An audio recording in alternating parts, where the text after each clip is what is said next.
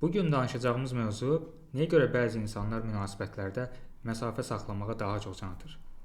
Yəni məsələ dostluq və tanışlıqdan getmir, amma şəxsi münasibətə gəldikdə və ya emosional olaraq daha yaxın olmaqdan söhbət getdikdə bu insanlar çox məsafəli olurlar və yaxınlıq qurmaq istəməzlər. Psixoloji olaraq dəyərləndirsək, həmin insanlar adətən əvvəllər mənfi təcrübələrə sahib olublar. Məsələn, müəyyən qədər xəyanətə uğramaq və ya haqsızlıq görmək, etibarının qırılması ya da valideynlərinin bir-birinə olan münasibətləri heç də xoş olmayıbsa, bu şəxs gələcəkdə başqaları ilə yaxınlıq qurmaq istəməz. Digər bir məsələ daxili qorxular ilə bağlıdır.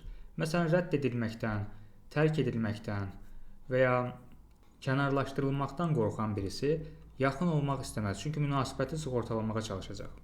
Bəziləri isə emosional olaraq yaxın olmağı bir zəiflik əlaməti kimi görür və münasibətdə dominant olmaq istədiyi üçün kontrol olunmaqdan qorxurlar. Beləliklə uzaq qalmağı seçirlər. Bəziləri üçün yaxın münasibət onun şəxsi azadlığının itirilməsi mənasına gəlir. Hər zaman özü istədiyi kimi yaratdığı bir düzəni qorumağa çalışdığı üçün bunu başqaları ilə paylaşmaq istəməzlər. Digər bir məsələ isə yetərsiz görməklə bağlıdır.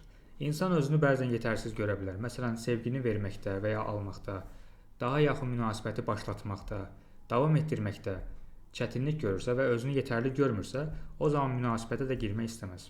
Digər bir şey isə fərdi ehtiyaclar və ya karyera maraqları ilə bağlı ola bilər. Bəzi insanlar daha çox işi və karyeranı düşündüyü üçün burada münasibətləri ikinci, üçüncü plana atmış ola bilirlər. Və nəhayət sonuncusu, psixoloji olaraq mental sağlamlıq problemlərindən irəli gələ bilər. Məsələn, təşviş həyəcan pozuntuları və ya depressiya əlamətləri bir insanı digərlərindən uzaq tuta bilər.